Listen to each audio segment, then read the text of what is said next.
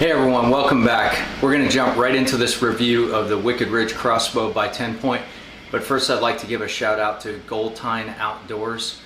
He's got a lot of great reviews and hunting videos. I just recently saw a review that he did on the JR Outdoors camera arm that attaches to the tree, and I'm real excited to see how that thing works out. That thing looks amazing. So I'm going to try to find a link to that and put that in the description, as well as a link. I'm going to put a link to Goldtine Outdoors in the description, so check him out, give him some support, maybe subscribe. So let's get right over to the range and see how this crossbow shoots. This is the Wicked Ridge Rampage 360 with ACUdraw by TenPoint.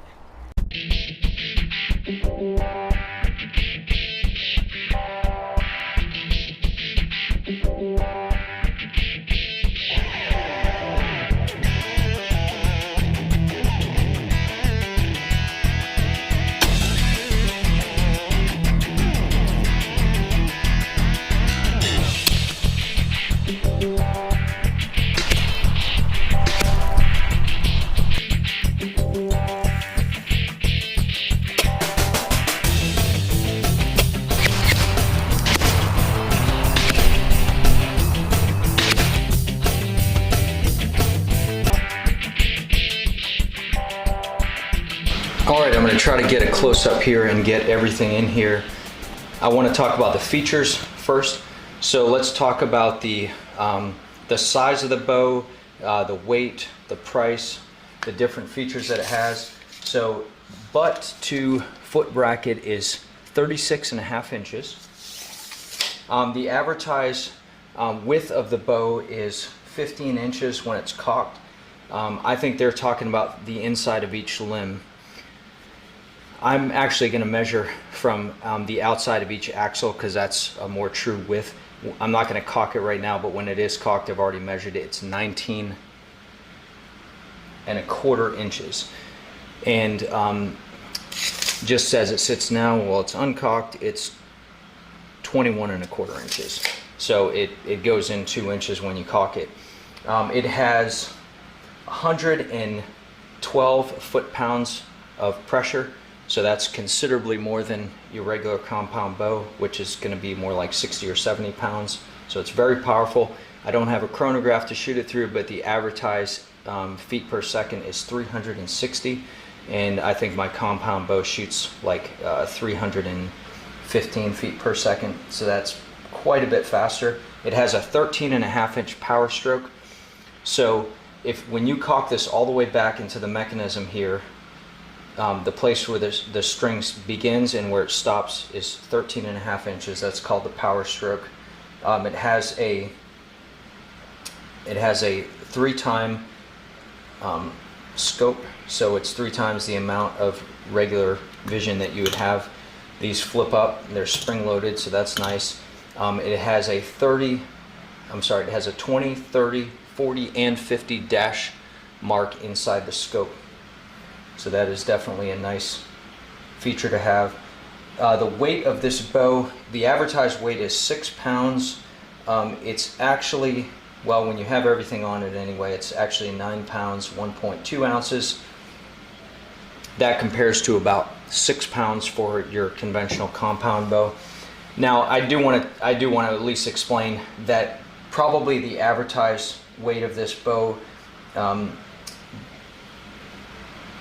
let's see, where did I have that? The advertised weight of this bow at 6 pounds probably does not include the scope, the ACUdraw package, the quiver and arrows, or the foot bracket. So that's, you know, to be fair, that's probably where that extra weight comes from. So let's talk about the bow itself. It's got this cool, I like the way that this quiver hooks on. It makes it real easy. You don't have to mess with like some clip that gets stuck. Instead, you just have this rotating piece, just like on a camera tripod. You can just push that and it makes it real snug. You got this nice foot bracket to rest, you know, to hold the front of the bow down as you're cocking it. Here is the guard for your hand when you're firing it, you're holding it on the stock here, or on the barrel, I guess you could call it. You never want to have your hand above this because that could put it in the path of the string. Here is a arrow guard, so this, or an arrow clip. So when you slide the arrow in here, you put the white vein. It says this vein down. You slide that into the track, and once it slides under there, it doesn't matter which way you turn the bow. You can even turn it upside down. Your arrow is not going to fall out. I already mentioned the scope. Let's talk about the ACUdraw package. This is the coolest part about this bow. So if you look on the back of it here, you've got this says engage and disengage. So when you disengage it, you can pull this sled out, and this sled is attached to a spring-loaded pulleys in there, so it retracts. So you go up over the scope, and it's got these hooks right here. So you go up over the scope, you hook that on the string, and then I love how they tuck this little handle in here. Here's your handle to crank it with. Pull that out, that slides right out. You just got to try to be quiet with this in the woods, because you know it can make some noise. Like that makes noise, so I just try to insert it in there real quietly. And you're usually going to crank it before you get up in the tree. Of course, you don't put an arrow in it until you're settled up in the tree. But you crank that like that, and that, you can see, begins to pull the string out. And then once it gets all the way into its locked in position, you want to just back this up a few times so that it's doesn't have any spring on it, because you don't want it to spin around like that and lose this handle or have it fall and make noise. And then you just put this thing back in like that,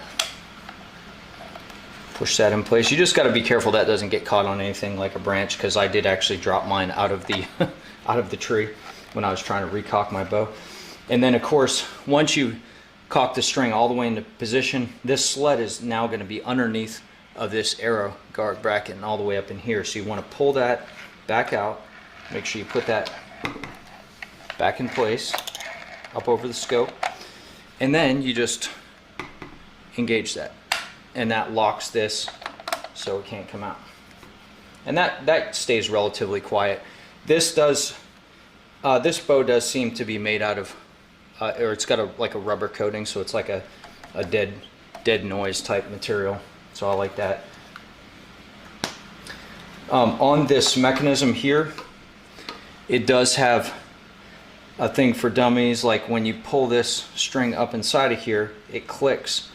So you cannot dry fire the bow because it has a little mechanism right here, and this thing has to be engaged by the arrow inserted in there in order to be able to fire this. So you won't be able to fire it without an arrow, which is a very good thing, because you may have seen in a previous video I did break a string, but it wasn't because I tried to fire it without an arrow. That was, I'll explain that in a minute. So once it goes up into this mechanism, your little switch will switch from fire to safe, so you know you're good to go, and then you can load the arrow in there. All right, I'd like to talk about pros and cons. Let me just readjust this camera. Pros, obviously it's fast, accurate, and really it's worth having it if you've got if you either can't shoot a compound bow or you've got children that you want to teach how to archery hunt. In the area where I live in an urban area, and there's a lot of places around here where we can't use a gun. We can only archery hunt, so it's great to have use of a bow. And I don't know if I've mentioned this before on any of my videos, but I've got 8 children. I've got 6 boys and 2 girls. So with those, you know, the kids coming up through the ranks, I like to be able to get them out there into the woods and really just pass on that legacy of hunting. And I mean, to me, there's, you know, in my opinion, there's no greater joy just to get out in the woods and be in nature and have that fall foliage, and, you know, bringing your boys or your girls with you, and have them all dressed up in their camo and their orange, going out for youth hunt weekend or whatever, you know, may be the case after they've had their youth hunter safety course, of course. But it's a lot of fun, and I want to be able to pass on that legacy. So I wanted to get this crossbow so that even if they don't have time to practice shooting a compound, or they don't have the discipline, which a lot of times is the case, they can still get out there and put an effective shot on a deer using a scope and a very powerful bow, which can easily get the job done. If you look a few videos back, I'll try to put some links in the description, but two of my boys did get their first deer this year. So we had some success with this crossbow. Everett and Christopher got their first deer, and they were both able to put really good shots on them. So anyway, that is the pros, and I think that's a real good reason to own it. The only thing I can think of with the cons, there's not a ton of them. I'm not going to list them all out, but it is a bit heavier than a compound bow. You are going to need some support.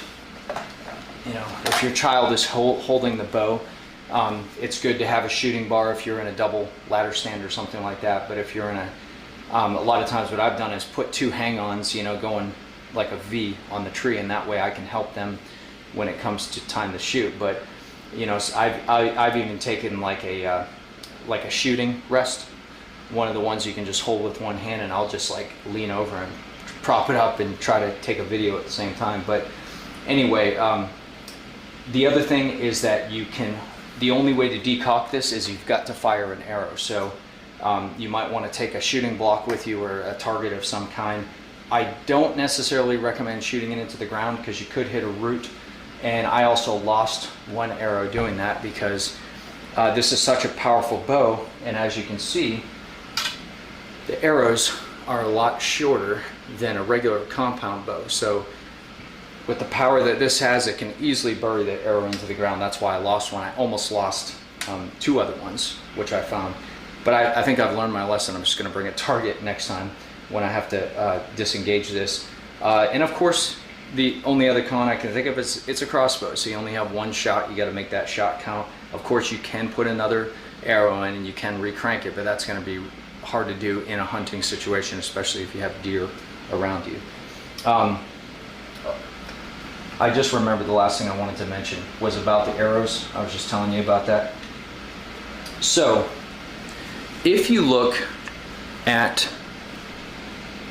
these two nocks on here, this is a Wicked Ridge crossbow arrow. So this is made especially for this bow. This is a Barnett Headhunter.